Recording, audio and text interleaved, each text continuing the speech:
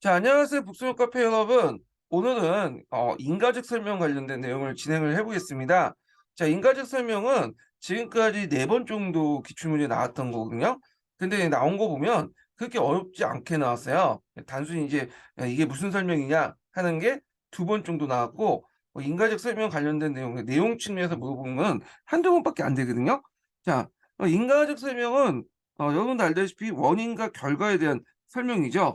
그래서 이제 그 역사적 인과적 설명 관련된 특징 부분을 짚어보고 그다음에 유의점하고 그다음 장점 관련된 내용을 좀 볼게요. 자, 역사적 인과관계에 관련된 내용은 잠깐 뒤에 넘어가서 275페이지 입혀보세요. 자, 인과관계 설명에서 이제 중요한 건 역사에서는 인과관계가 하나만 있는 게 아니라 다양하다는 거죠. 다양성과 복성이 있다는 거. 그러니까 한 가지 원인이 아니라 여러 가지 원인으로 구성됐다는 거. 이게 이제 역사에서 말하는 인과적 설명이죠. 그리고 이거는 내러티브 인과적 설명하고 또 동일해요. 자, 그래서 이제 이렇게 보면 읽어보겠습니다. 자, 인과관계에 대한 설명에서 먼저 원인의 다양성과 복수성을 파악하려는 노력이 필요하다. 왜냐하면 역사적 사건 가운데 한두 개의 원인만으로 발생한 사건 거의 없기 때문이다. 자, 인과적 설명이 왜 다양한지, 역사적 인과적 설명이 다양한지 첫 번째 원인이죠. 그다음 이유죠. 두 번째로는 역사적 사건의 원인들은 그 사건을 배경으로 이루는 상황적 원인과 그 촉발시킨 직접적 원인이 될 수 있다. 이렇게 있죠. 여기가 이제 인과적 설명에 대한 이유고 왜냐부터가 이유고 다양성과 복수성이 생긴 이유고 여기부터가 두 번째가 아니라 여기부터는 인과적 설명, 역사적 인과적 설명의 종류를 얘기하고 있어요. 그래서 이때 이제 그 두 가지 종류가 있는데 상황적 원인이 있고 그 다음에 직접적인 원인이 있다 이렇게 보죠. 상황적 원인은 그 먼 원인이라고 보시면 돼요. 배경적 원인이라고 보시면 되고 직접적 원인은 근인이라고 보시면 되겠죠. 자, 거기에 이제 1차 세계대전 상황적 원인으로서 우리가 이제 지적한 게 제국주의, 영국과 독일의 해군적 경쟁, 삼비 정책, 그다음에 삼시 정책의 대립, 발칸반도에서 범슬라브주의와 범게르만주의 대립 그런 것들을 들 수 있죠. 반면에 이제 직접적 원인 같은 경우에는 1914년 6월 28일 날 일어난 사라예보 총성은 1차 세계대전의 직접적 원인을 할 수 있다. 이렇게 볼 수가 있고요. 그 다음에 인과적 설명은 역사 수업에 널리 활용하는 설명 방식인데 예전에 기출문제에 나온 거 보면 인과적 설명 관련된 나올 때 이런 식으로 이제 예문이 주어지고 이게 무슨 설명이냐 이렇게 물어본 적 있어. 그냥 점수 주기 위해서 이제 물어보는 그 발문들이 많았는데 좀 한번 볼게요. 자, 로마 제국의 멸망한 원인이 무엇인가? 갑신전면의 이런 원인이 무엇인가? 자, 이 원인에 대한 것은 당연히 인과적 설명 관련된 내용이죠. 자, 이런 설명들은 역사 수업에서 일상적으로 이루어지기 때문이다. 자, 수업 시간의 상당 부분이 역사적 사건의 원인을 탐구하는데 소요되는 셈이다. 자, 그래서 인과적 설명 관련된 예문이 있고요. 자, 인과적 설명을 통해서 이제 여기부터는 이제 인과적 설명의 장점 부분이 나와요. 인과적 설명의 첫 번째로는 자, 학생들은 장점을 첫 번째로는 여기 잠깐만요. 네. 자, 학생들은 역사 사건과 그 배경과 관련시켜서 더욱 깊이 이해할 수 있으며 인과관계의 역사 탐구에 중요한 가제라는 사실을 인식하게 된다. 두 번째로는 자, 원인과 결과의 관계를 따져서 보는 가운데 역사 탐구력을 향상시킬 수 있으며 인과관계의 의미와 성격에 대한 성찰을 통해서 역사 의식 수준을 높일 수 있다. 이렇게 있고 세 번째로는 인과관계가 다양성이 있다고 했죠. 역사적 인과관계가. 그래서 내용을 보면 학생들 원인의 다양성 및 상대성에 대한 인식을 통해서 역사 해석의 다양성을 깨닫게 된다. 이렇게 돼 있죠. 자, 그다음에 이제 인과적 설명에 대한 유의점이 나오죠. 유의점. 자, 인과적 설명의 이제 유의점을 보면 자, 수많은 원인들을 상황적 원인과 직접적 원인을 분류하고 그것들을 다시 중요한 원인과 그렇지 않은 원인을 이렇게 나눌 때 뭐가 개입할 수 있냐면 이런 작업을 통해서 역사가나 역사교사의 개인적 역사관이 작용될 수 있다라는 거야. 그래서 이런 것들을 감안을 해 봐야 되고, 두 번째로는 인과적 설명에서 유의할 점은 어떤 역사 사실의 원인에 대한 학생이 가지고 있는 선개념 또 오개념을 점검할 필요할 경우에는 이를 수정하는 해야 한다는 점이다. 그래서 원인에 대한 이제 잘못된 어떤 사건에 대한 원인에 대한 잘못된 어떤 사건에 대한 잘못된 원인을 가지고 있죠. 저 대중매체에 노출돼 가지고 그런 잘못된 원인을 가지고 있을 수 있는데, 요런 것들을 발견하면 수정을 해 줘야 된다는 거죠. 요 관련된 내용이 예전에 기출문제에 나왔어요. 요 관련된 내용이. 그래서 좀 파악을 해 두시고요. 그 밑에 볼게요. 예문을 보면 예를 들어 고구려 멸망 원인을 말하면서 여러 가지 원인들을 무시하고 영계솜의 아들들의 어떤 고육상장만을 말하는 경우가 그것이다. 이와 같은 건 어떤 역사적 사건에서 어느 한두 가의 원인만 절대시하는 풍조는 원인의 다양성과 복수된 인식을 통해서 수정해 준다. 그랬죠. 그래서 이제 요 예를 이렇게 들고 있는데 여기도 포함되어 있지만 또 밑에도 들어가 있죠.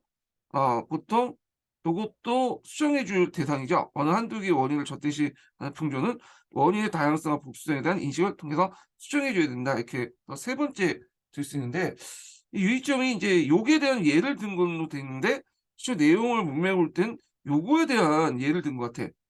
왔다 갔다 해요. 예. 하여튼 요렇게 해서 정리를 좀 해 봤고요. 그다음에 과학적 역사 설명을 볼게요. 과학적 역사 설명.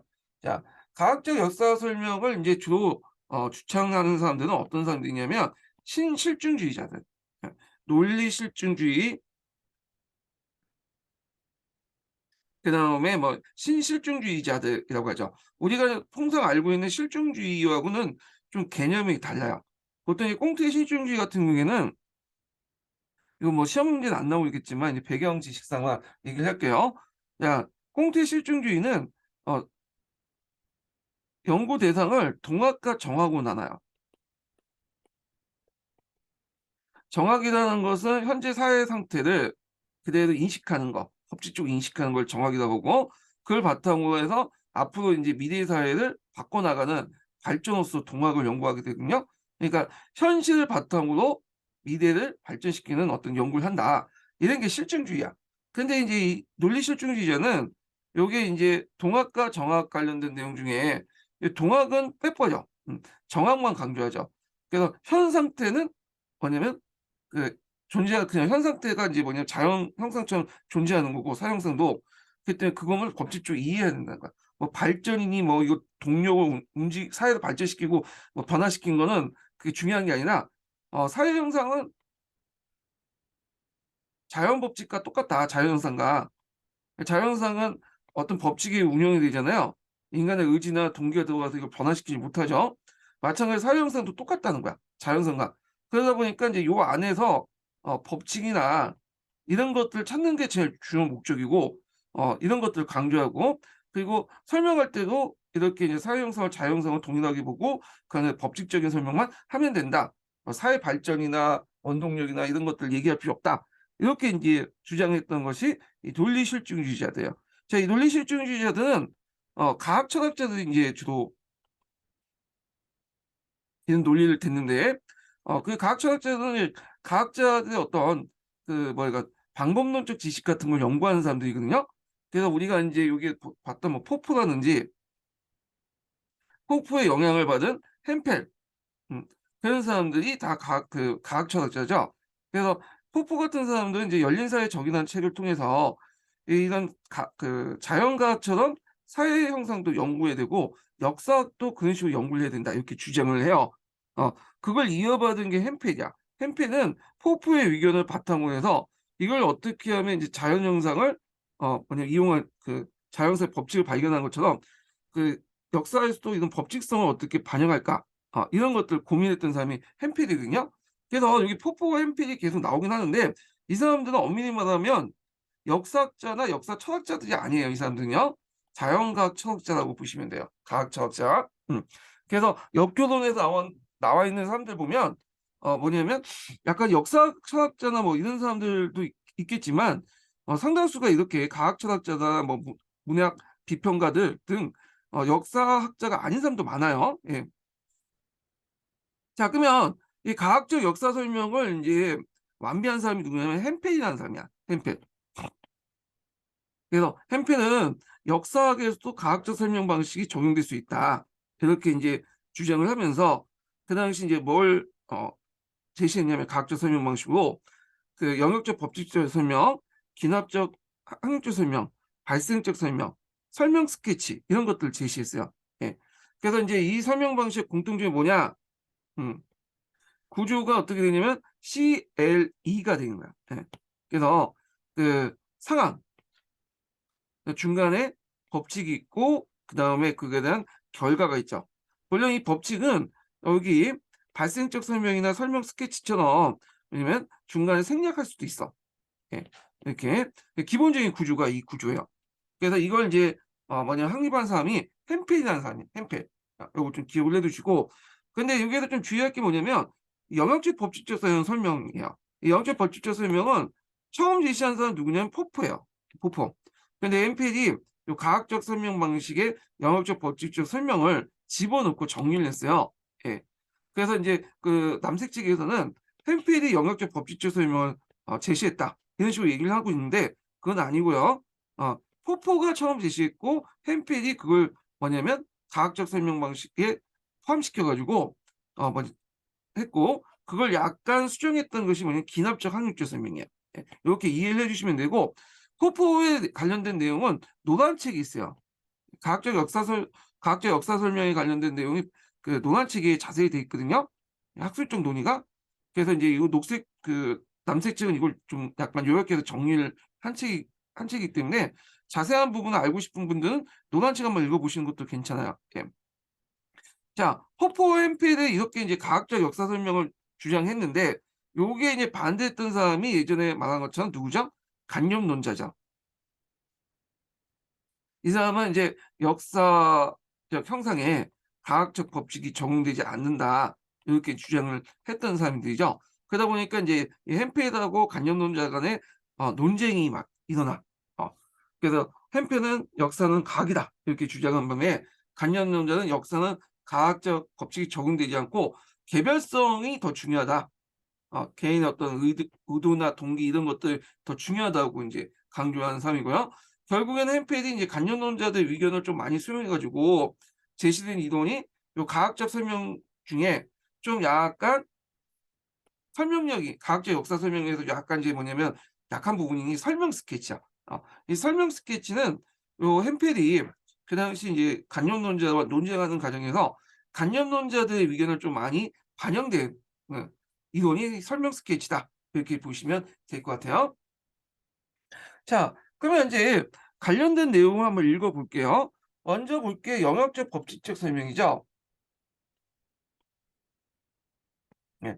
자, 영역적 법칙적 설명은 뭐 예전에 한번 잠깐 언급되긴 했는데 단독 문제로 나오고 그런 건 아니에요. 예.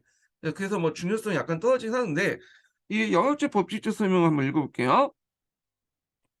자, 실증주의자든 여기에서 주의할 게 이 실증주의자들은 우리가 생각하는 이제 꽁트나 뭐 랑케나 이런 사람들이 아니에요. 예. 꽁트나 랑케 같은 이런 실증주의자가 아니라 신실증주의자들이야. 논리 실증주의자. 포퍼나 햄페 같은 그런 사람들이죠. 야, 이 사람들은 이제 사회 형상을 과학적 형상과 동일하게 보고 어떤 법칙성을 이제 탐구하는 게 주 목적이야. 자, 실증주의자는 일반적 설명은 설명된 것을 초기 조건과 일반 법칙에 영역됐다고 보고 있다. 여기에서 인제 설명된 것은 피설명항, 초기 조건과 일반 법칙은 설명항이라고 한다. 그래서 그 밑에 도식 보면 여기 상황이 있고 이게 법칙이 있죠. 그리고 이거에 대한 결과가 있잖아요. 그래서 요 상황과 법칙을 이제 보통 그 설명항이라고 하고 그리고 요걸 피설명항이라고 하죠. 이런 식으로. 자, NP에 따르면 그 어떤 특정한 시기와 장소에서 어떤 특정한 종류가 사건 이가 왜 발생하게 되는 설명을 어떤 시기와 장소에서 어떤 사건 C1, C2, C1, Cn까지 발생을 나타난 일련의 진술들과 일반 법칙들의 이제 논리적 영향할 수 있다. 이걸 도식으로 나타내면 다음과 같다. 자, 그래서 1번과 2번은 설명항이고 3번은 피설명항이 나타나죠. 1번은 그 초기 조건, 컨디션에 나타난 진수이고 2번 일반 법칙 논리죠. 자, 그래서 이제 발생된 결과 임팩트로 나타난다. 이렇게 있죠. 그래서 설명항과 피설명항 구별하는 관계에서는 후자가 전자부터 영역된 것으로 나타난다. 이런 구조를 가진 설명을 영역적 법칙적 설명이라고 한다. 그렇게 돼 있고요. 자, 예를 들어서 실내 운동장에 이제 그래서 가장자리고 물로 채워진 비커 속에 얼음 덩어리가 떠 있을 때 우리는 그 얼음을 녹으면 비커 속에 물이 넘친 걸 생각할 수 있다. 그러나 실제로 물의 수위가 변하지 않은 채 그대로 있는 것도 볼 수 있다. 이거 어떻게 설명한가? 여기에서 초기 조건은 물이 채워진 비커 속에 얼음 덩어리가 떠 있다. 자, 이게 C1으로 표시할 수 있겠죠. 그 물은 실내 온도를 유지하고 있다. C2로 볼 수 있죠. 자, 요걸 가지고 이제 그 뭐냐면 법칙을 가지고 집어넣는 거야. 그래서 일반 법칙은 L1 0도 이상의 온도와 대기 압력을 얻으면 동일한 무게를 가지고 물로 보낸다. 자, 그다음에 C2는 고정된 온도의 압력에서 무게와 같은 물의 양은 부피에 있어서 또한 같다. 예, 같은 아르키미스 원리다. 자, 그래서 이제 요걸 설명하기 위해서 이런 것들 C1, C2 설명하기 위해서 그 뭐냐면 잠깐만요. 예. 이렇게 해서 있고 이게 L1, L2를 이제 가지고 이제 설명하는 거죠. 어. 그래서 이제 있고 이 같은 초기 조건과 일반 법칙으로 비커 속에 얼음 덩어리가 녹으면 물의 수위가 변하지 않는 사실을 영역할 수 있다는 거죠. 자, 근데 만약에 요 초기 조건만 있고 요거에 대한 이제 법칙적 설명이 없이 요거도 그냥 결과로만 나왔다면 이거는 영역적 법칙적 설명이 될 수가 없는 거죠. 근데 이걸 왜 초기 조건 영역적 법칙적 설명이냐면 이걸 설명하기 위해서 사항에 지금 뭘 연결시켜서 설명하고 있어요. 법칙을 가지고 끼워서 설명하고 있잖아요. 그러니까 이런 법칙이 존재하기 때문에 뭐냐면 이건 영역적 법칙적 설명이 되는 거예요. 예. 자, 그래서 이런 자연현상에 대한 설명은 대부분 영역적 법칙적 설명으로 가능하죠. 예. 그래서 이제 이런 내용들이 옆에 있고, 자, 그래서 이제 이렇게 일반 법칙에 의존하여 설명한 것은 영역적 법칙적 설명에서 본질적 부분이나 할 수 있다. 자, 이런 일반 법칙을 통해 설명을 이끌어내는데 충분 조건을 제공하기 때문에 포괄 법칙이 난다. 예. 그래서 이 포괄 법칙이라는 내용 좀 기억을 해두시고, 그러니까 일반 법칙을 통해서 앞에 있는 이제 사항들 충분히 설명할 수 있기 때문에 포괄 법칙이라고 할 수 있다라고 이제 보고 있죠.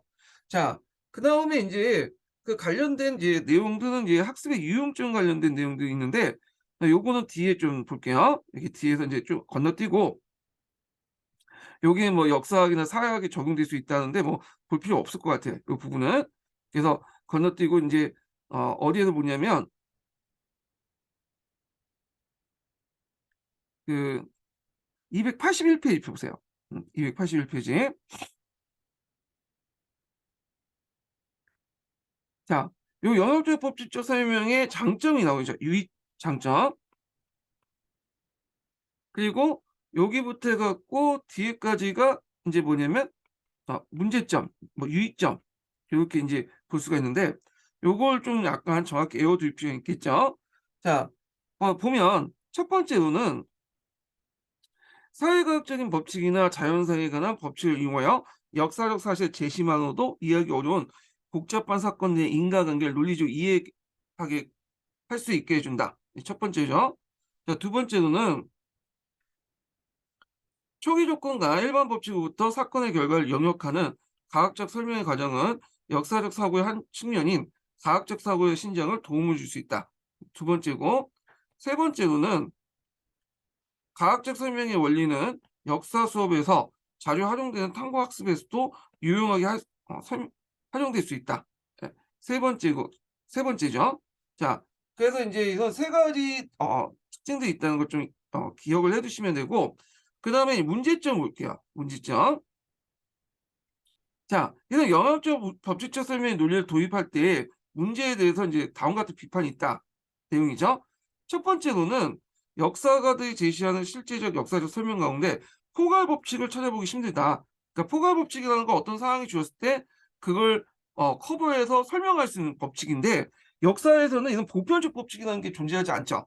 대개 보면 이제 내용을 보면 되게 상식 수준이거나 아니면 그냥 제한된 법칙들만 사용하고 있고 아예 설명을 안 하는 거 그냥 넘어가는 경우도 있잖아요.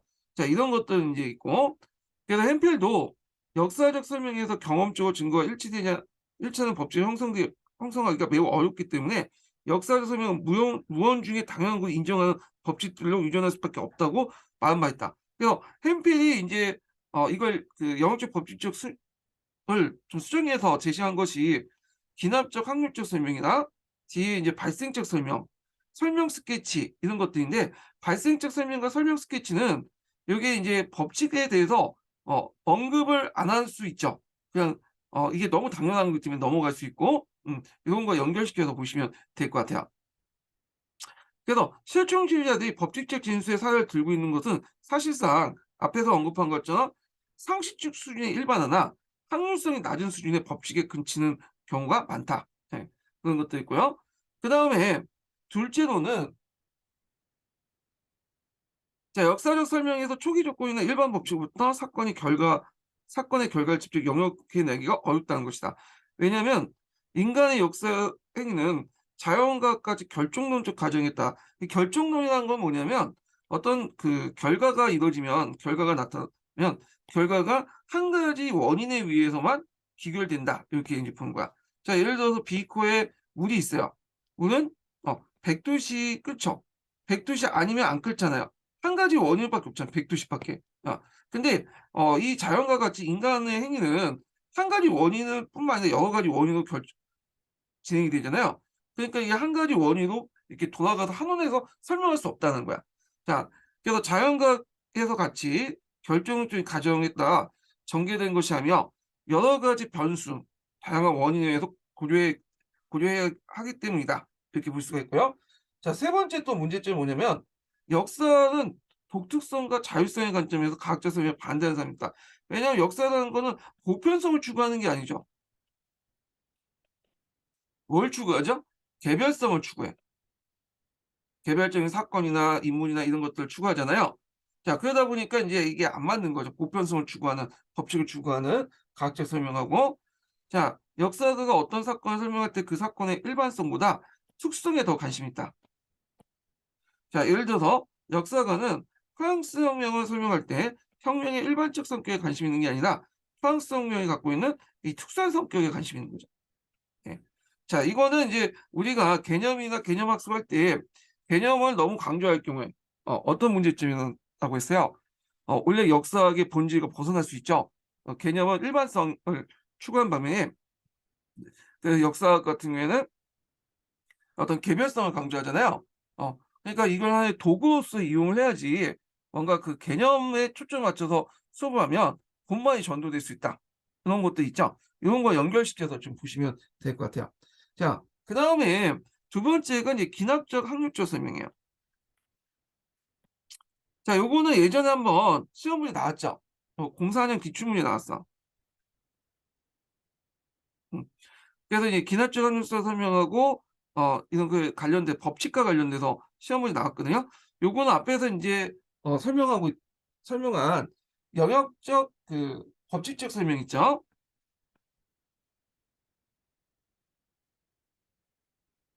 이게 왜 이렇게 있나? 음. 자, 영역적 법칙적 설명은 햄필이 좀 다듬은 거야. 사회과학이나 역사학에 적용될 수 있도록 기납적 확률적 설명을 바뀌어요. 기본적인 구조는 동일해요. C, L, D야. 그래서 여기가 그 설명항이 되고 여기가 피설명이 되는데 그래서 사항이 주어지면 이걸 법칙에 한원돼 갖고 결과를 설명하는 방법이죠. 기본적인 그거는 똑같은데 근데 이제 뭐가 약간 다르냐?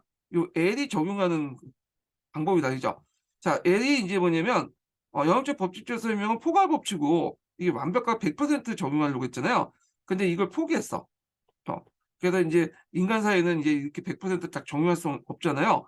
그러다 보니까 인제 확률적으로 볼 때 뭐냐면 99%나 이렇게 90%나 이런 식으로 나온다는 거야. 그러니까 상당수 이제 뭐냐면 적용될 수 있다는 거야. 예. 뭐뭐 할 수 있다는 거죠. 가연성 측면에서 있고 필연성이 아니라 이런 식으로 바뀌어요. 그래서 이걸 알 수 있는 거 아까쯤에 지금까지 어떤 확률적이고 경험적인 내용을 볼 때 뭐냐면 법칙 적용성이 99%뭐 90% 이런 식으로 한 거지. 그래서 요 법칙 적용할 때 이제 뭐뭐 한다보다는 뭐뭐 할 수 있다라고 얘기하죠. 이게 이제 기납적 확률적 설명이에요. 그래서 앞에 얘기한 영역적 법칙적 설명의 폭포의 견해를 좀 더 이제 사회학이나 그 역사학에 적용될 수 있도록 이 햄펠이 병행시킨 거죠. 예. 자, 하여튼 내용을 이제 보면요. 자, 기하학적 확률적 설명은 영역적 법칙적 설명과 달리 전제가 주어질 때 설명된 사건이 필연적 발생을 보여주는 것이 아니라 필연이라는 것은 100%죠. 예. 자, 그것이 발생한 가능성이 매우 높거나 혹은 거의 확실하다고 보여주는 그 설명 방식이다. 그래서 가능성이 높다는 건 뭐 정확히 수치는 잘 모르겠지만 99%? 90%? 뭐 이렇게 되어 있죠. 예. 자, 예를 들어서 연쇄 상균군에 관한 존스현 사람이 회복한 이유가 자, 페니실린을 맞았기 때문이라고 대답한 사람이 있을 때 그가 마음속에 갖고 있는 생각은 페니실린을 맞으면 반드시 병이 치료한다는 일반 법칙이 아니라 경험적이고 확률적으로 볼 때 페니실린을 맞으면 병이 치료할 가능성이 높다는 일종의 확률적 법칙이라고 볼 수가 있다. 이것도 법칙이긴 법칙이지만 여기에 뭐가 붙었죠? 가능성 있다는 확률적인 법칙이죠. 예. 자, 그래서 이걸 이제 도식화시키면 존스는 연쇄 상균군에 감염되어 페니실린을 주사를 뭐냐면 맞았다는 거죠. 자, 이건 초기 조건이죠. 시에 해당하죠. 컨디션에 해당하고, 자, 연쇄 상균군에 감염된 사람들은 페니실린 맞았을 때 회복될 가능성이 거의 1에 가깝다. 자, 요건 뭐겠어? 예, 법칙이죠. 근데 거의자를 붙은 이유가 뭐냐면 이거는 확률이 적용되기 때문이죠. 필연이 아니라 확률이 적용되기 때문에. 음. 만약에 이게 영업적 법칙적 설명이라면 이걸 어떻게 써요? 연쇄 상균군에 감염된 사람들은 페니실을 맞을 때 무조건 회복된다. 이렇게 얘기를 해야 되겠죠. 근데 거의자가 붙었잖아. 자, 그렇기 때문에 이제 그러므로 존스가 회복될 가능성이 대단히 높다. 있죠. 그래서 결과가 나온 거죠. 효과가. 자, 그래서 이제 보통 이게 영역적 법칙적 설명이냐 아니면 확률적 설명이냐를 구분하려면 요 두 번째 법칙을 제공할 때 그 말투를 보시면 돼요. 거의 뭐뭐 할 가능성이 있다. 뭐 이런 식으로 나오면 이거는 뭐야? 또 기납적 확률적 설명이다. 이렇게 보시면 되겠죠. 자, 그래서 이제 위에서 1번과 2번은 설명항이고 3번은 피설명항이다. 그리고 1은 초기 조건에 관한 진술이고 2는 확률적 법칙적이며 3은 결과를 나타낸다. 그런데 이와 같은 설명은 영역적 법칙적 설명과 달리 설명항부터 피설명은 자동적으로 영역되지 않게 특징이다. 즉 초기 조건과 법칙적으로 초기 조건 법칙으로부터 환자가 회복되었다는 식으로 결과를 도출할 수 있다. 다만 뭐가 다를 뿐이죠? 높은 확률성을 갖고 있기 때문에 회복 가능성이 있다. 이런 식으로 얘기를 하는 거죠. 예, 통계적 법칙이 적용될 수 있다. 이런 내용이고요. 자, 그러면 이제 이렇게 있고, 자, 그러면 이제 역사 수업에서 이제 이걸 적용할 게 어떤 장점이 있고, 그 다음에 문제점인가? 이걸 좀 봐야 될 텐데, 자, 요걸 이제 좀 보면, 요거 이제 좀 설명하기 전에 요거 하나 더 설명하죠. 여기 예문이 나왔으니까 예문 한번 볼게요. 자, 이거는 이제 사회 형상, 역사 형상이 적용되는 거예요. 기납적 확률적 설명에. 자, 여기 보면 17세기 때 영국에선 초기 선교들이 그들의 종교적 신념 때문에 박해를 받았다. 초기 조건이죠. 그리고 만일 한 집단의 사람들이 그들의 종교적 신념 때문에 박해를 받았다면 그들은 그 종교를 자유롭게 믿을 수 있는 식으로 이주할 가능성이 있다. 자, 만일 뭐 이주할 가능성이 있다. 이런 것들은 뭐야? 이주할 가능성이 있다. 요거는 확률적으로 나타난 거잖아요. 그래서 법칙은 제공했지만 확률적인 법칙이죠. 그래서 이제 결론도 청교도들은 신세계에 이주할 가능성이 매우 높다. 이렇게 있죠.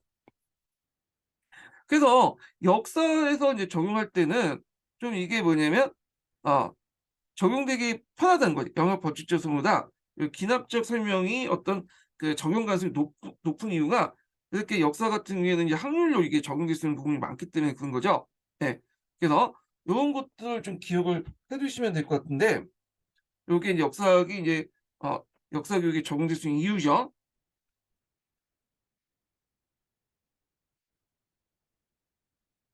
그래서 어 여러 가지 가능성이 있기 때문에 역사적 인간의 행위를 있기 때문에 영역적 법칙적보다는 기납적 현상 설명이 적용 가능성이 높다. 요거 지금 기억을 해 두시면 되고요. 근데 이 문제점이 있어. 예. 문제점 관련된 내용이 여기 뒤에 있죠.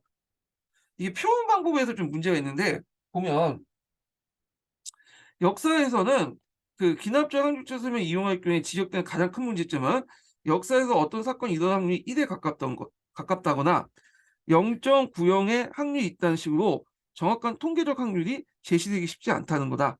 어 그래서 이게 표현할 때 어떻게 해야 되는 일반적으로 자주 보통 부사를 사용하거나 가능성이 높다는 식으로 경향이 있다. 뭐 이렇게 서술 사용어 확률 수준 표현하는데 이게 정확하게 뭐냐면 제시할 수 없다는 거죠. 자, 그래서 역사가 제시할 수 있는 확률적 법칙은 기껏해야 일반적으로 자주, 보통 같은 부사를 사용하거나 혹은 가능성이 높다, 경향이 있다 같은 서술을 사용하는 하여 확률이 높은 수로 표현하는 것이 그 확률 수준을 표현하는 정도로 불가하다. 자, 이런 경우에는 역사 사건이 일어날 확률이 어느 정도인지 우리는 정확히 파악할 수 없다는 거. 자, 그 앞에 있는 이제 예문을 또 들어가면서 인제 얘기를 하죠. 예를 들어서 청교도의 신대륙의 이주에 관한 설명에서 종교적 박해를 받은 사람들이 다른 곳으로 이주할 가능성이 정확히 어느 정도 될지 우리는 거의 알 수 없는 것이다. 그러므로 역사적 설명에서는 이러한 한계점을 인식한 범위에서 확률적 법칙을 이용할 필요가 있다. 이렇게 있고요. 자, 그다음에 이제 발생적 설명 볼게요. 자, 이 발생적 설명은 예전에 한 2번 정도 나왔어요. 09년에 1번 나왔고 또 1번 객관식 때 1번 나왔긴 했는데 요것도 나올 가능성이 좀 있죠, 이 발생적 설명도. 자, 발생적 설명에 이제 좀 약간 도표를 좀 볼게요, 요거는. 음.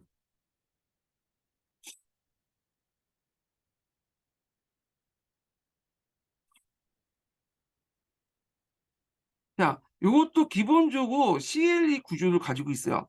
근데 좀 다른 게 뭐냐면 한 가지 사건이 아니라 여기 보시면 알겠지만 여러 가지 사건들을 설명할 때 이용하는 거야. 뭐 혁명의 전개라든지 뭐 1차 세계, 2차 세계전 이런 가정들 이런 걸 설명할 때 접합한 건데 자, 여기 보면 현상 1이 있으면 요 L1이 여기 들어가 있고 현상 2가 있으면 L2가 있고 현상 3가 있으면 L3가 있고 쭉 해서 인제 있고 결국엔 이제 결과가 나오죠. 예.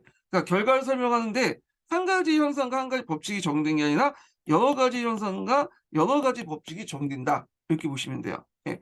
근데 이제 이 법칙을 인제 할 때 법칙은 너무 상식적인 수준이기 때문에 대부분 이런 법칙들은 명시한 것도 있지만 대부분 뭐냐면 그냥 명시되지 않고 그냥 넘어가죠. 예. 너무 당연한 얘기이기 때문에 이런 법칙들은 생략되는 경우가 많아. 이런 법칙들. 그러면 이게 이제 원인이 이렇게 많으면 약간 뭐하고 비슷하죠? 약간 내러티브하고 좀 비슷하잖아요. 내러티브에도 어 그 여러 가지 원인이 인제 제시되잖아요. 예. 근데 이게 좀 다른 게 뭐냐면 여기에서 현상 1에서 현상 2에 대해서 넘어갈 때 법칙을 제시할 때 여기 뭐냐면 이 법칙이 한 가지 법칙만 있는 거야. 그러니까 내러티브 같은 경우에는 요게 여기서 넘어갈 때 여러 가지 뭐 L2도 있고 법칙이 좀 그런데 원인이 여러 가지가 있을 수 있죠. 이게 뭐 법칙이보다 원인이 여러 가지가 있을 수 있죠. 그래서 현상 간에 여러 형상 간에 법칙 한 개씩 개입돼 있으면 이건 발생적 설명이다. 이렇게 보시면 될 것 같아요. 예. 자, 그 내용들을 인제 한번 어 남색책에서 좀 볼게요. 네.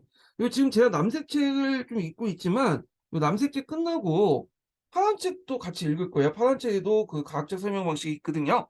예. 좀 다른 점도 있기 때문에 한번 파란 책도 읽고 넘어가겠습니다. 자, 일단은 남색책을 읽어 볼게요. 자, 발생적 설명의 개념이 나오죠. 어떤 사건의 기원과 전개 과정을 설명하는 방식으로 두 개 이상의 사건의 연속적 진행 과정을 설명할 때 이용한다. 이게 이제 발생적 설명의 개념이죠. 그래서 대개 보면 이제 프랑스 대혁명이나 뭐 1, 2차 세계대전 같은 혁명이나 전쟁의 과정을 설명할 때 이런 발생적 설명을 자주 이용을 하죠. 자, 그다음 이 설명에서는 어떤 사건의 과정이 최종 단계에 이르기까지 그 과정의 각 단계마다 차를 묘사함으로써 그 형상을 설명하게 된다. 그리고 발생적 설명은 시간적으로 앞선 사건과 뒤의 사건들 사이에 연속성이 있다는 걸 강조한 설명이며 시간의 순서에 따라 먼저 나타난 사건은 자동적으로 뒤에 나타난 사건을 설명한다고 말하고 있다. 자, 발생적 설명이 과학적 설명의 조건을 갖추려면 사건들 간의 연결 과정을 나열하는 것만 충분하지 않고 각 단계 사이 논리적 연결 구조는 어떤 법칙이 있다고 해야죠. 어. 그래서 이 법칙이 개입돼야지 C에서 E로 연결되는 게 아니라 법칙으로 개입돼 있기 때문에 C-L-E 구조가 있기 때문에 과학적 설명이 되잖아요. 자, 그런데 이제 이 발생적 설명은 아까 처음에 것처럼 법칙이 개입되긴 했어요. 너무 이게 당연하기 때문에 생략되는 경우가 많다. 그런 거죠. 자, 그럴 때마다 이 후속 단계 그 전 단계가 일어났다고 할 수 있기 때문이다. 그러므로 역사적 사건의 발생을 과학적으로 설명하려고 한다는 것은 일반적 법칙에 의해 어떤 역사적 사건이 이전 사건들과 인과적으로 연결됐다는 걸 보여주고 있다. 그래서 이제 발생적 설명 과정을 이제 보면 1. 최초 단계를 설명한다. 2. 법칙을 제시하면서 다음 단계 내용을 연결지고 추가로 법칙된 내용을 제시하고 또 2단계 넘어가고 법칙을 제시하고 그래서 이게 중요하면 단계 넘어갈 때마다 뭘 제시한다는 걸 알 수 있어요. 법칙을 제시하는 거예요. 법칙을. 그래서 앞에서 언급한 것처럼 이렇게 법칙이 이렇게 계속 개입되는 거죠. 자, 그래서 이제 이런 것들이 있다는 걸 좀 기억을 해 두시면 될 것 같고요. 자, 발생적 설명은 최초의 단계부터 최종 단계까지 전과점을 거쳐서 하나의 법칙을 이용하는 것이 아니라 단계를 바뀔 때마다 다른 법칙과 추가적 내용이 이용된다는 점에서 연역적 법칙적 설명과 차이가 있다. 이게 이제 연역적 법칙적 설명과 발생적 설명의 차이점을 얘기하고 있죠. 그리고 발생적 설명은 일련의 사건들을 설명할 때, 그리고 연역적 법칙적 설명은 한 가지 사건을 설명할 때 이렇게 이제 이용될 수 있다라고 볼 수가 있죠. 자, 그다음에 이제 보면 자, 역사적 수업에서 역사 수업이 이제 활용 관련된 내용이에요. 발생적 설명은 다양하게 활용될 수 있다. 특히 하나의 사건과 다음 사건의 인과적 관계를 맺으며 계속 연결되어 역사적 흐름을 형성하는 혁명이나 전쟁을 설명할 경우에는 발생적 설명이 유용하다. 아까 얘기한 것처럼 혁명이나 전쟁을 설명할 때 유용하는데 요 뒤에 이제 혁명 관련된 내용이 있죠. 예. 요 관련된 내용이 이제 청교도 혁명 관련된 내용을 이제 쭉 설명을 하고 있어요. 예. 자, 자세한 거는 각 읽어보고 여기까지 읽다가 제가 목이 나가기 때문에 각자 읽어보시고요.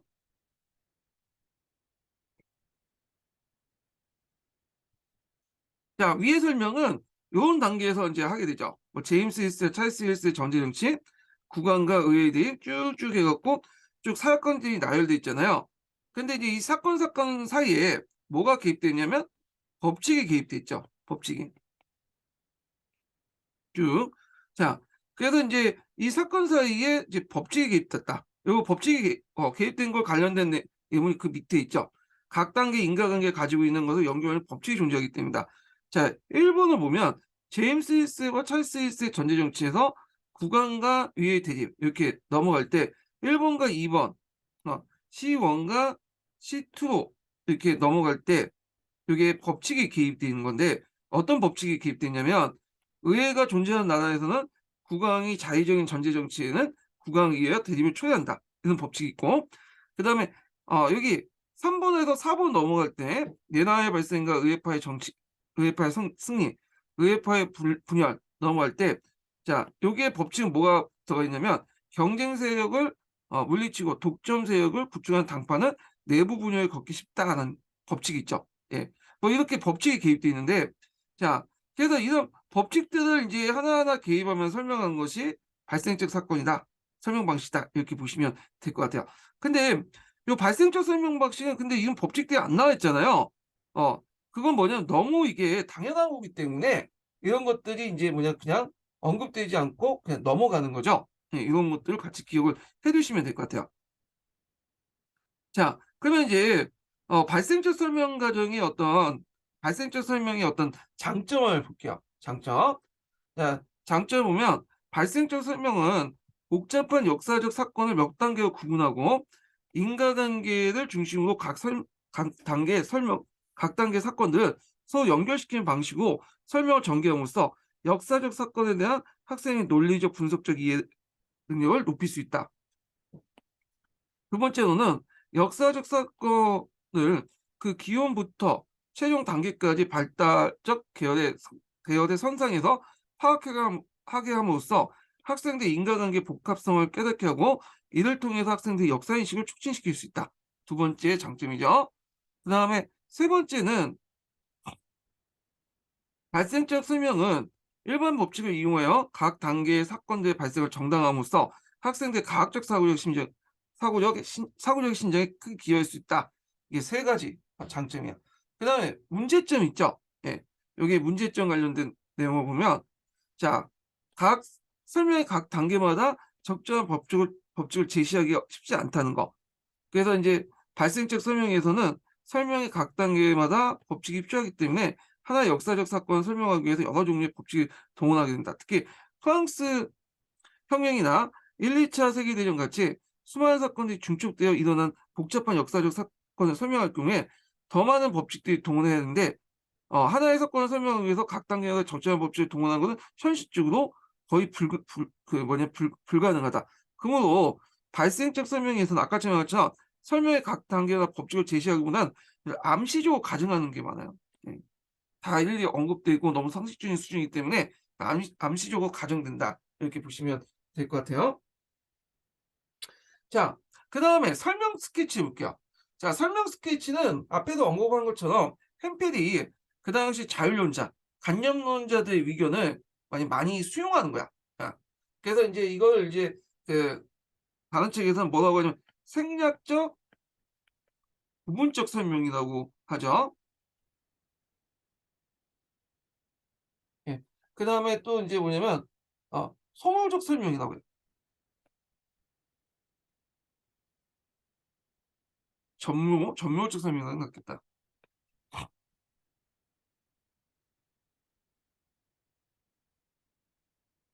이게 왜 이렇게 보면 전묘화하는 거 아시죠? 전묘화하는 거는 이제 여기 보면 면을 다 칠하는 게 아니라 점을 통해서 이제 그림을 그리잖아요. 그러니까 멀리 볼 때는 그림의 형상이 나오는데 가까이 보면 여기 빵꾸 뚫리는 게 많아. 자, 이런 설명 방식이 설명 스케치예요. 그래서 생략적 부분적 설명 또는 설명 스케치 이렇게 이제 하는데, 자, 그러면 이제 내용을 볼게요. 과학적 설명의 필요성을 주장한 사람들은 완전한 설명과 불완전한 설명을 구분한다. 완전한 설명이란 설명함부터 일반 법칙의 초기 조건이 내포되어 있고 그러한 설명에서 피설명 자동적으로 영역하는 설명을 말한다. 앞에 얘기한 이제 그 영역적 법칙적 설명이 이제 거기에 해당하겠죠. 반면에 불완전 설명이란 설명항에서 법칙 자체가 생략돼 있거나 설명항에서 피설명을 자동적으로 영역되지 않는 설명을 말한다. 그래서 앞에 설명한 것 중에 법칙 자체가 이제 생략된 것은 뭐겠어요? 그 발생적 설명 관련된 내용이고 피설명 자동적으로 영역되지 않고 확률적으로만 된 것이 법칙 기납적 확률적 설명이겠죠. 자, 일반적인 이제 설명에서 법칙이 이제 뭐냐면 생략되는 일이 많다. 여기 그냥 생략적 설명 관련된 내용이야. 앞에서 이제 얘기한 것처럼 이 설명 스케치는 생략적 부분적 설명이라고 했잖아요. 그래서 먼저 이제 생략적 설명 관련된 내용을 이제 얘기를 하고 있어요. 자, 일반적인 설명에서 법칙이 생략된 일이 많다. 자, 예를 들어 버터 덩어리가 뜨거운 프라이팬 속으로 집어넣으셨기 때문에 녹았다는 설명에서 일반 법칙이 생략됐다. 어, 이를 문제 삼는 사람은 없다. 당연하죠. 뜨거운 곳에 녹잖아. 그래서 이걸 꼭 법칙 언급하지 않아도 뭔가 이제 상식적으로 아는 거죠. 직관적으로. 그래서 이처럼 일반적으로 설명해서 우원적으로 그 당연한 걸 생각되는 법칙은 생략된다. 특히 역사를 포함한 인문학이나 사회과학에 대한 설명을 보면 일반 법칙을 생략하는 경우가 대부분이다. 자, 이러한 설명에서 적절한 일반 법칙을 찾기가 어려울 뿐만 아니라 일반 법칙이 너무 이제 상식 수준이기 때문에 굳이 제시할 필요성을 느끼지 못하기 때문이다. 예. 무엇보다 역사적 설명에서는 역사의 특수성에 대한 되게 강조하기 때문에 일반 법칙 제시를 의도적으로 피하기도 한다. 자, 이와 같은 이유로 무엇이 간에 일반 법칙이 생략된 설명을 생략적 설명이라고 한다. 라죠. 자, 그 다음에 이제 또한 역사를 이제 포함해서 인문학이나 사회과학에서는 설명항에서 일반 법칙을 제시하고 있더라도 그것이 피서명에 제시된 결과에 충분히 설명되지 못한 경우가 있다. 자, 여기에서 이제 나온 거는 부분적 설명이에요. 그래서 이제 설명 스케치가 일반 생략적 설명과 부분적 설명으로 나눠졌다고 하는데 여기부터가 이제 부분적 설명이죠. 그래서 원인에 대해서 6가지면 예를 들어서 그 결과에 대해서 원인이 6가지면 한두 가지만 언급하고 다른 건 언급하지 않는 그런 설명 방식이 부분적 설명이죠. 자, 이와 같이 이제 법칙을 보충했음에도 불구하고 설명항으로부터 피설명이 자동적으로 영역되지 않고 부분적인 설명항으로서 피설명을 자동적으로 영역되지 않고 부분적으로 설명력을 갖는 부분을 부분적 설명이라 한다. 자, 예를 들어서 프랑스 혁명에 발발해가는 설명에서 프랑스 혁명의 직전 프랑스에 있었던 일련 사건들, 즉 국민의회의 선포와 헌법 제정의 거리, 그다음 국왕의 군대 직결, 네케르의 해임과 평민들의 분노 등 혁명 발발 초기 조건만 제시되어 있고 일반 법칙이 생략되어 있다면 이건 생략적 설명이죠. 앞에 있는 것처럼. 근데 여기에다가 이제 지배자가 국민들의 요구를 묵살하고 국민의 무력을 탄압하려고 하면 폭동이 일어나기 쉽다 같은 일반 법칙을 추가하더라도 이것만으로 1789년 파리의 민중들이 바티오 감옥 습격했다는 피서명 자동적으로 영향하지 않죠. 왜냐면 뭔가 부족해. 음. 뭔가 더 많은 이제 원인과 그 법칙을 제공해야 되는데 일부 한두 가지 법칙만 제공한 거잖아요. 자, 그래서 사건의 원인을 충분히 설명하지 못하고 부분적으로 설명한 것을 부분적 설명한다. 그래서 앞에 예에서 첫 번째에는 생략적 설명 관련된 내용이고 프랑스 혁명 대상으로. 그래서 이건 프랑스 혁명에서 이제 설명할 때 한두 가지만 제시하면 부분적 설명이다. 이렇게 보시면 되겠죠. 그래서 설명으로부터 피설명이 자동적으로 영역되지 못했고 그리고 보충적인 설명이 필요한 경우라고 할 수 있다. 자, 설명항 속에서 어떤 법칙이나 일반화를 제시가 생략된 설명이나 부분적으로 설명한 방식을 햄페는 설명 스케치라고 한다. 네. 그래서 이제 요거의 정의죠. 설명 스케치의 개념이죠. 네. 부분적이나 또는 생략되는 거. 네. 자, 역사에서 제공된 대부분 설명은 완전한 그 과학적 설명이 되지 못하고 대부분은 이 설명 스케치에 속하죠. 자, 설명 스케치에는 설명에서 초기 조건과 법칙이 제시된 분명치 않고 단지 과학적 설명을 대충 모사하는 수준에 그치고 있기 때문에 붙여진 이름이다. 자, 설명 스케치라는 이름이 뭐냐면 붙인 이유예요. 그 초기 조건과 법칙을 분명치 않고 그다음에 대충 묘사하는 데 나왔다. 예. 그래서 이걸 이제 또는 뭐냐면 전묘적 그런 묘사 방식이라고 하죠. 자, 그러나 설명 스케치가 비과학적 설명 방식과 단정 지을 수 없다. 이 설명 스케치라는 것은 앞에서 언급한 것처럼 햄펠이 이제 그 자율론자, 관념론자들의 의견을 좀 많이 받아들였기 때문에 약간 이제 비과학적인 모습을 띠고 있지만 때에 따라서는 뭔가 부족한 부분을 보충하면 과학적 설명이 될 수 있다고 이제 얘기를 하고 있는 거예요. 자, 왜냐하면 생략적 설명에다가 일반적 적절한 일반 법칙을 보충이거나 또 부분적 설명에다 또 다른 초기 조건이나 일반 법칙을 추가하는 방식은 뭐 설명 스케치에 부족한 부분을 넣는다면 그런 설명 스케치는 과학적 설명이 될 수 있기 때문이다. 그래서 과학적 설명을 될 수 있는 조건들 그래서 그 생략적 설명에다는 일반적 법칙을 제공해 주거나 부분적 설명에는 또 초기 조건과 일반 법칙을 더 많이 제공해 주거나 이러면 과학적 설명이 될 수 있다는 거. 과학적 설명은 기본적으로 CLE 구조죠. 그러니까 요걸 생략하거나 부분적으로만 제시했으면 요게다 이제 뭐냐면 법칙을 제공해 주거나 요걸 보충해 주면 CL 구조가 완성되니까 과학적 설명이 될 수 있는 거잖아요. 그래서 설명 스케치는 얼뜻 보기에 과학적 설명이 아닌 것 같지만 이런 조건들 좀 더 보충해 주면 이런 요건들을 보충해 주면 과학적 설명이 될 수 있는 가능성이 있다는 거죠. NPL이 역사적 설명의 대부분을 설명 스케치에 속한다고 말하면서도 그걸 과학적 설명의 범주에서 다루고 있다는 걸 바로 이 때문이다. 이렇게 이제 보시면 될 것 같아요. 그래서 이제 설명 스케치까지 이제 이렇게 과학적 설명 관련된 내용을 이제 한번 봤고요. 여기는 이제 남색 책에 있는 내용이고, 요 과학적 설명 관련된 내용이 파란 책에도 있어요. 예. 그래서 파란 책 관련된 내용 한번 읽고 넘어갈게요. 파란 책에 몇 페이지 펴보시냐면요. 63페이지 펴보세요.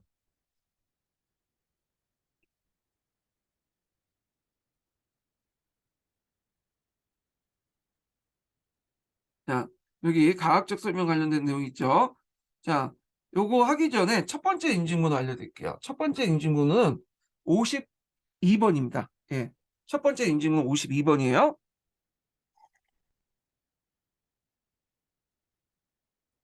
자, 파란 책에는 이제 과학적 설명 관련된 내용을 볼게요. 먼저 이제 영역 법칙적 설명 관련된 내용이죠. 자, 영역 법칙적 설명은 모든 시기와 장소에 적용될 수 있는 포괄 법칙에 의한 어떤 사물이나 형상을 설명하는 것이다. 자, 여기 포괄 법칙이 나오죠? 예. 포괄 법칙은 보편적으로 모든 적용될 수 있는 어떤 법칙을 제공해 줬다. 이렇게 보시면 돼요. 근데 이런 것들은 자연과학적 자연현상에서만 적용될 수 있는 거죠. 예. 그래갖고 이제 요 관련된 밑에 내용들은 이제 한번 각자 읽어보시고, 요거는 이제 기본적으로 CL인데 이 L이 모든 사항을 다 포괄적으로 적용할 수 있고 절대적인 거야. 예. 이런 것들. 자, 실증주의자들도 여기 실증론자들은 앞에서 언급한 것처럼 우리가 생각하는 꽁트나 뭐 랑케나 이런 사람들이 아니에요. 예. 아까 말했던 논리 실증주의자들이죠. 실증주의자들도 역사적 사건도 기본적으로 이와 같은 방식으로 설명할 수 있다고 본다. 다만 역사 자체는 과학과 같은 일반적 진리라고 할 수 없기 때문에 이를 과학으로 또 빌려야 한다는 것이다. 그러나 역사적 사실이 사실 예의 없이 100% 적용할 수 있는 이런 법칙을 찾는 건 실제 불가능하다. 자, 그다음에 기납적 확률적 설명이죠. 요거는 이제 영역적 법칙적 설명 좀 누구트여서 뭐냐면 좀 더 확률적으로 적용되는 그런 것들이죠. 자, 영역적 법칙적 설명에서 사용된 포괄 법칙은 시기와 장소에 관계없이 언제나 타당한 법칙이다. 그러나 과학에서 사용되는 법칙은 언제나 100% 들어맞는 것이 아니다. 과학에서 사용되는 법칙도 때로는 통계적으로 볼 때 높은 확률을 가지고 있는 사건들 간의 관계를 하나의 법칙을 삼기도 한다. 그러니까 과학에서 법칙 중에 100% 들어맞는 법칙도 있지만 아닌 것도 있죠. 사회 형상을 설명할 때는 더 뭐냐면 안 들어맞는 것도 있겠죠. 그래서 이런 법칙을 사용하는 설명을 기납적 확률적 설명이라고 한다. 그래서 이제 그 예문이 있는데 이 예문도 이제 그 비슷비슷해요. 각자 읽어보시고. 자, 그래서 기납적 확률적 설명에 사용된 법칙은 포괄 법칙을 완화한 것이다. 이 포괄 법칙을 완화했다는 것은 뭐냐면 100% 적용되는 것이 아니라 확률적으로 적용된다. 이런 얘기를 하고 있는 거야. 따라서 과학적 설명에 주장하는 사람들은 역사적 사실 또 경우에 따라서는 확률적 법칙에 설명할 수 있다고 주장한다. 예문이 있는데 예문은 이제 남색책에 있는 내용하고 겹치니까 그냥 건너뛸게요. 자, 그 다음에 이제 발생적 설명이죠. 자, 발생적 설명 내용을 보면 발생적 설명은 어떤 형상을 일어난 순서대로 제시된 설명 방식이다. 즉, 사건 과정의 각 단계에서 차례로 모사함으로써 그 형상을 설명하는 것이 발생적 설명이다. 자, 여기에서 각 단계에서 일어난 것을 순서대로 제시되지만 단계 연결은 실제적으로 인과적인 것이다. 예, 원인과 결과죠. 인과적이라는 것은 이게 여기 안에 법칙이 개입되어 있기 때문에 그죠. 즉, 앞 단계의 사건은 그 뒤에 일어난 사건의 원인에 해당한다. 그리고 그 인과관계 속에서 암시적으로 법칙 또는 일반화가 포함되어 있다. 여기서 암시적이라는 말은 뭘까요? 이거는 너무 당연한 거기 때문에 뭐냐면 언급하지 않는다는 뜻이야.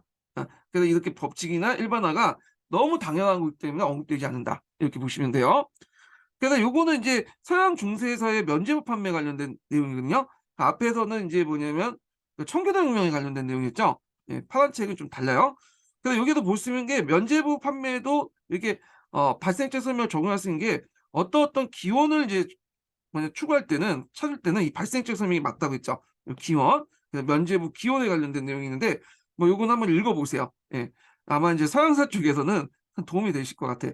자, 그래서 이제 이런 그 사건들 중간중간에 뭐냐면 법칙이 개입됐다라는 얘기를 계속 하고 있는 거야.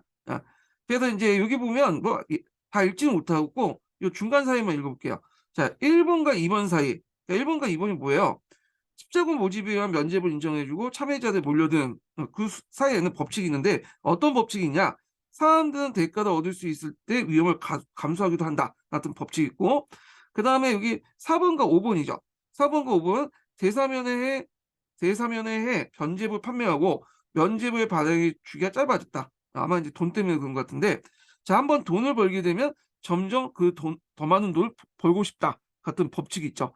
근데 이런 법칙들은 이제 언급되지 않은 이유가 뭐냐면 너무 당연한 거기 때문에. 자, 이와 같은 방식의 설명이 발생적 설명이다.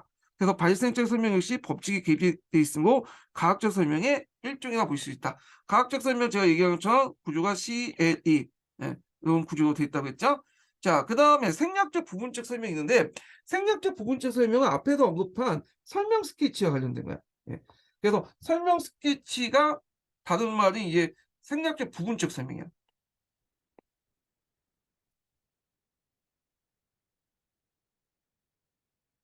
자, 보면 생략적 부분적 설명의 개념이 쭉 나와 있죠.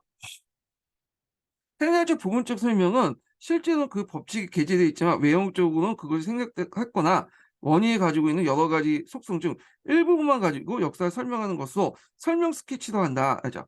그래서 이제 여기 보면 생략적, 그 다음에 일부분이니까 부분적 이렇게 보시면 되겠죠. 예문이 그 밑에 있는데, 자, 역사가는 일반적으로 사회과학적 이론을 의식하지 못한 채 사용하거나 자기 용어 가운데 암묵적으로 사용한다.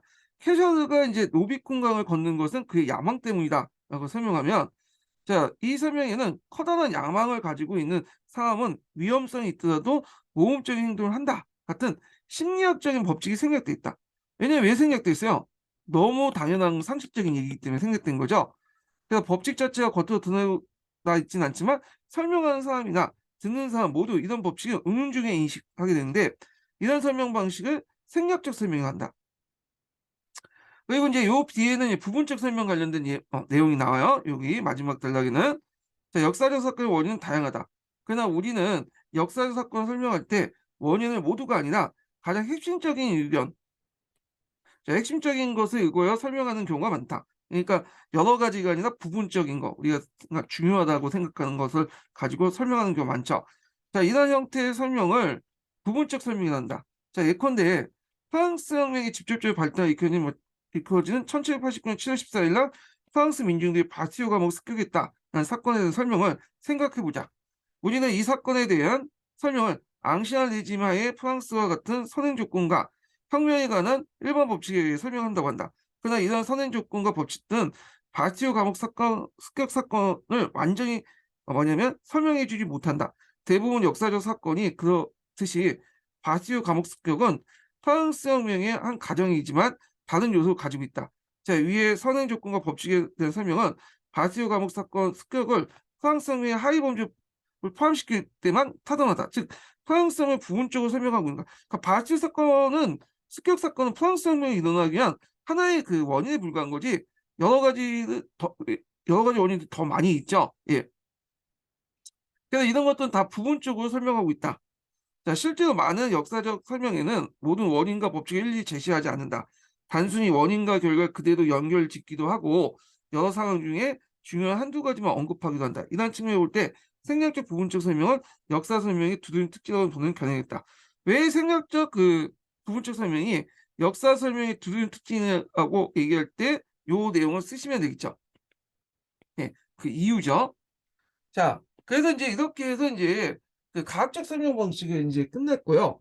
그 다음에 이제 살펴볼 것이 뭐냐면, 행위 이론과 관련된 내용이죠. 행위 이론. 그래서 행위 이론은 이제 합리적 설명 이론과 그 다음에 상학적 설명 이론, 이렇게 이제 두 가지로 나눌 수 있어요. 근데 이제 그 외에 설명도 있긴 있는데 시험 문제 안 나오니까 그냥 합리적 설명 이론, 상학적 설명 이론 딱 두 가지만 외워두시면 돼. 요것만 확실히. 그래서 이제 파란 책이 있고 남색 책이 있거든요. 그래서 파란 책이 좀 단순해요. 개념 파악은 좋아. 그리고 남색 책은 읽어보시면 알겠지만 이게 합리적 설명 이론은 좀 왔다 갔다 해. 그래서 요거는 좀 약간 왔다 갔다 하면서 읽을 거 강독을 할 거고요. 그럼 먼저 살펴볼 게 이제 파란 책 내용을 볼게요. 파란 책. 참고로 노란 책에도 있어요. 노란 책에는 아주 자세히 설명되어 있거든요. 그래서 이제 합리적 설명 이론을 지시한 합리적 설명의 드레이와 이제 성향적 설명 이론을 제시한 그런 템페에 관한 논쟁도 있고, 근데 그런 것까지 다 볼 필요 없는데 이걸 보면 좀 이해가 될 수 있는 부분들이 많아요. 그래서 노란책 내용도 한번 보시면 좋을 것 같아요. 시간 되시면. 그래서 제가 이제 그 관련된 내용 중에 노란책 있는 내용을 거기다가 강동 목록표에다가 적어놨거든요. 그거 좀 파악을 해주시고요. 자, 그러면 먼저 이제 파란책 내용을 볼게요. 파란책 67페이지 펴보세요. 자, 파란책 67페이지 행위 설명이네요. 이게 바로 넘어가네요. 자, 행위 설명은 역사적 사건에서 이제 인간의 행위가 많이 나타나잖아요. 그걸 이제 설명하기 위한 이제 이론이에요. 자, 두 가지 대표적인 이론이 있는데, 하나가 이제 드레이의 합리적 설명 이론과, 그 다음에, 선학적 설명 이론, 이렇게 이제 볼 수가 있죠. 먼저 이제 합리적 설명 이론부터 이제 좀 보겠습니다.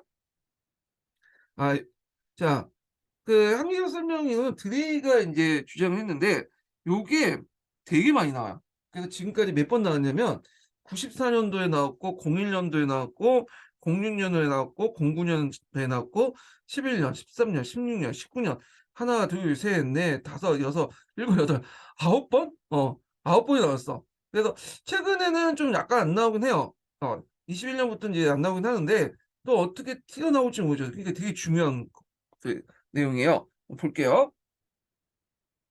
자, 합리적 설명에서도 그 역사적 상황, 선행 조건에 비추어 일어난 사건들을 설명한다. 그렇지만 선행 조건과 일시적 사건을 연결 주는 것은 법칙이 아니라 사건의 이유다. 요거 꼭 기억을 해두세요. 왜 기억을 해야 되냐면 예전에 시험 문제 나왔기 때문에. 예. 법칙이 아니라 이유다. 요 법칙. 그래서 보통 이제 예전에 이제 04년도 기출문제는 어떻게 나왔냐면 이 기납적 설명 있죠. 이게 03년인가 02년인가 그러니까 02년 기납적 확률적 설명에서 제일 중요한 법칙이지만 그 합리적 설명에서 제일 중요한 건 이유다. 그래서 여러분들 이 합리 설명은 뒤에 나왔지만 목적, 상황, 수단의 일관성이잖아요. 예. 그에 따른 이유가 이제 나오게 되는 거죠. 여러분들 제 강의 듣는 이유가 뭐예요? 목적이 있을 거냐? 목적이 인구 합격이죠. 상황을 보니까 뭐 북소형 강의 들으니까 도움이 됐다. 주변 내용도 있으니까 이제 상황이고 그래서 북소형 강의를 듣는 거잖아. 수단을 선택한 거죠. 그래서 그 이유를 지금 얘기할 거 아니야. 예. 그래서 목적, 상황, 수단에 대한 것에 맞춰서 이유를 얘기한다. 이거 꼭 기억을 해두세요. 그래서 합리적 설명은 사건의 이유다. 예. 그리고 법칙이 아니라 이유다라는 거. 자, 과학적 설명은 전제 조건에 비추어 설명하고자 하는 사건이 일어나게 된 불가피성을 설명하는 데 초점을 맞춘 데 반해서 그 합리적 설명은 행위의 동기, 목적, 신념, 원칙을 이해하는 데 초점을 맞춘 목적론적 설명이라는 거예요. 그렇기 때문에 합리적 설명에서는 설명은 해석학에서 말하는 설명이라기보다는 이해에 가깝다. 그리고 이러한 이해는 제사고와 감정이입에서 가능하다. 이렇게 보시면 되죠. 참고로 이 드라이의 합리적 설명 이론은 어디에 영향을 많이 받았냐면 간념론자들의 영향을 받았어. 간념론자. 네. 자, 그렇다고 간념론자 100% 영향을 받은 건 아니에요. 이 사람이 그 간념론자는 아니에요. 그렇지만 그 언어 분석 철학자거든요. 그렇지만 간념론에 많은 영향을 받기 때문에 어떤 인간의 의지나 동기 이런 것들을 상당히 강조를 해요. 네. 간념론자의 영향을 많이 받았기 때문에. 그렇지만 간념론자가 또 아닌 이유가 있어. 이거에 대해서 이제 노란책이나 남색책에 있는데 여기에서 잠깐 설명하면 두 가지 이유가 있어요. 드레이 같은 경우에는 여기에서 볼 수 있듯이 합리적 설명이잖아. 설명. 그러니까 뭐 과학적 설명은 아니더라도 설명자가 붙었잖아. 설명. 그러니까 뭔가 도식화시키고 뭔가 그 틀에서 얘기를 하려고 하는 거죠. 근데 간념론자들은 그렇게 도식화시키지 않아요. 인간의 얘기는 다 개별적이기 때문에 도식화시키지 않아. 그렇기 때문에 이제 이 행위 합리 설명 이론은 포괄 법칙은 아니에요. 포괄 법칙은 아니라도 뭔가 낮은 단계의 어떤 일반화, 낮은 단계의 일반화 정도는 뭐냐면 법칙을 삼아서 했다. 그러니까 이제 포괄 법칙처럼 완전한 건 아니지만 좀 약간 수준이 낮더라도 좀 완벽하진 않지만 낮은 단계 일반을 사용했다는 거야. 낮은 단계. 여기에서 이제 설명이라는 내용이 붙였으니까 어떤 인간 행위의 도식화 같은 과정에서 낮은 단계 일반화가 됐고 두 번째는 합리 설명에서는 이제 뭐냐면 뭘 인정하지 않냐 감정이입을 인정하지 않아요. 예, 감정이입. 이게 남색책에 나와 있거든요. 그래서 이 사람이 드레이가 간접론의 영향을 받았고 간접론에 좀 가깝지만 간접론자가 아닌 이유야. 두 가지 이유 때문에.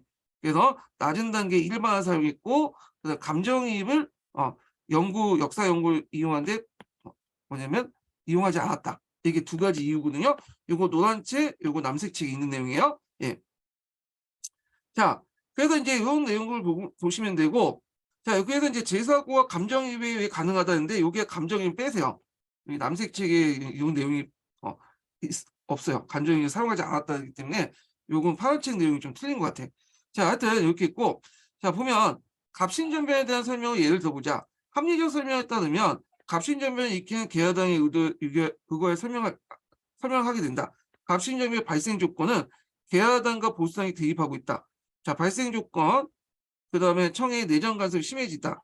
보수 세력의 압박으로 계야당의 정치적 입장은 어려워졌다. 청벌전쟁의 발생으로 그 다음에 조선의 주둔하고는 청나라 내부가 철수했다. 이런 거죠. 요거는 이제 목적, 상황, 수단 중에 어디겠어요? 상황에 대한 수단이죠. 설명이죠. 합리 설명은 이러한 상황 안에서 왜 갑신점이 일어난가를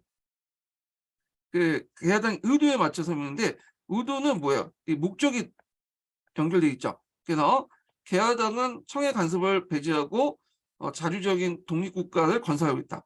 계야당은 근대적 국민국가를 지향하는 개혁을 추진하려고 했다. 요기한다.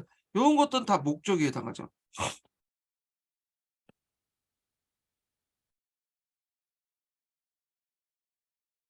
자, 그래서 여기에서 위에 제시한 역사 상황, 앞에서 초기 조건이 상황이니까, 자, 아래에서 계야당이 가지고 있는 이런 의도 때문에 갑신전변이 익혔다. 그러니까 이제 여기 앞에 목적, 이런 상황을 통해서 갑신전변한 수단을 선택한 거죠.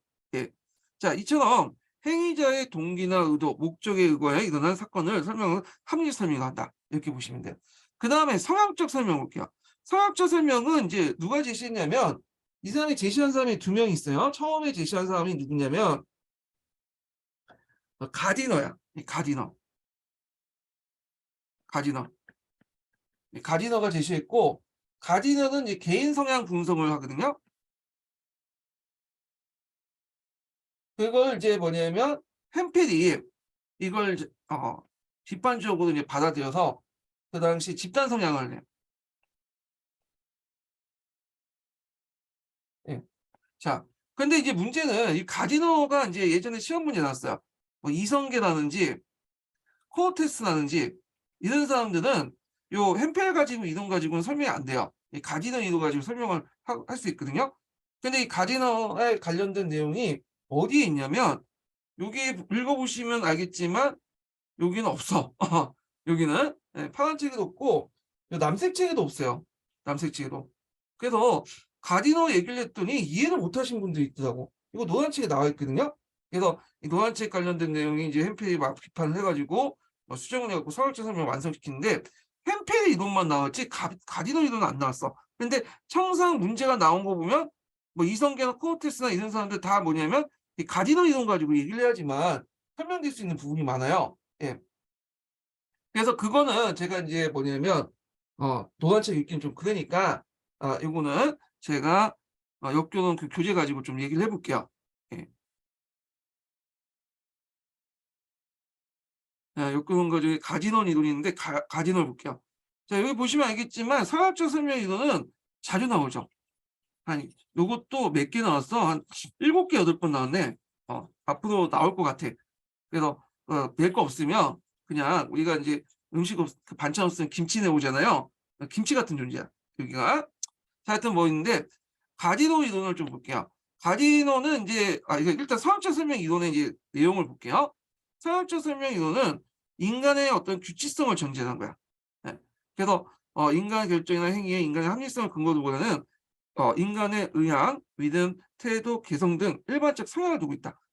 그래서 이 사람의 행위를 알려면 그 전에 그 사람의 어떤 성향을 보면 알 수 있죠. 그 사람의 어떤 패턴, 믿음, 태도를 보면 지금 행동을 예측할 수 있고 앞으로 행동도 예측할 수 있잖아요. 그러니까 뭐겠어요? 인간 행동을 그러니까 인간 행동을 일반화시킬 수 있죠. 약간 법칙성에 가깝게 설명할 수 있잖아요. 그리고 이 사람들은 이제 햄페 같은 경우에는 합리성조차도 인간의 어떤 성향에 관련돼 있기 때문에 이것도 예측 가능하다. 그래서 인간의 행위를 뭐냐면 예측 가능한 법칙성에 가지고 인간의 행위를 설명할 수 있다고 주장을 해요. 예. 근데 이 뭐냐면 상업적 설명 이론을 처음 제시한 거는 햄펠이 아니라 가디너라는 사람이야. 가디너는 엄밀히 말하는 자연과학 철학자는 아니고 일종의 뭐 관념론자, 해석론자, 그러니까 철학자인데 해석학에 좀 가까운 사람이야. 그래서 약간 인제 뭐냐면 뒤에 언급한 햄펠하고 좀 성향이 다른 사람이거든요. 하여튼 그 사람이 제시를 했는데 이 사람이 인제 뭐라고 인제 예를 들었냐면 "갑은 망치를 을을 쳤다." 왜냐하면 갑은 나쁜 성질을 가지고 있기 때문에. 요 나쁜 성질이라는 자체가 뭐예요? 성향이죠. 예측 가능하죠. 그래서 갑은 나쁜 성질을 갖고 있기 때문에 을도 칠 수 있고 옆에 있는 순이도 칠 수 있고 철수도 칠 수 있는 거야. 예측 가능하잖아요. 자, 근데 햄펠은 이 가디너의 이론을 뭐냐면 받아들이긴 했는데 이걸 어떻게 받아들이냐면 비판적으로 받아들였어. 이 사람이 생각하기에는 갑이라는 것은 개인이죠. 그러니까 이건 안 돼. 그래서 행위가 단 한 번이 아니라 여러 사례 속에 검증되어야지만 일반화될 수 있어. 이 한 명이 아니라 여러 사례를 통해. 그래 갖고 요걸 이제 좀 보충해 가지고 자기 나름대로 인제 설명 도식을 만들었던 거죠. 예. 그래서 뭐 그 사람은 그런 성향을 가지고 있다까지만 얘기하면 이건 가디너 얘기죠. 그러나 성향을 가진 사람은 누구나 그와 같은 상황에 처하면 그런 식으로 행동할 것이다. 그래서 그러한 성향을 가진 사람이라는 것은 복수잖아요. 한 사람이 아니라 여러 사람. 이런 걸 지칭하는 거죠. 그래서 일반화시켜 버린 거야. 예. 그래서 인제 요런 내용들 좀 기억을 해 두시면 되고 그래서 요 가디너는 개인 성향 분석에 뛰어나지만 햄펠은 집단 성향 분석을 할 수 있다. 그래서 가디너 개인 성향 분석, 그다음에 햄펠은 집단 성향 분석 이렇게 나눠서 보시면 될 것 같아요. 그래서 주로 인제 남색 책이라든지 파란 책에서는 요 햄펠 이것만 적혀 있어. 예. 좀 그래서 요 관련된 내용을 좀 다시 제가 보충해서 좀 설명을 하고 있는 거예요 지금요. 자, 그러면 이제 다시 돌아와서 어 68 페이지를 보자. 자, 상황적 설명은 인간의 어떤 결정이나 행동을 합리성에 두기보다는 그의 의향, 태도, 개성 등 일반적 성향의 근거를 두고 있는 방식이다. 심지어는 이 합리성조차도 일종의 뭐라고 본 거야?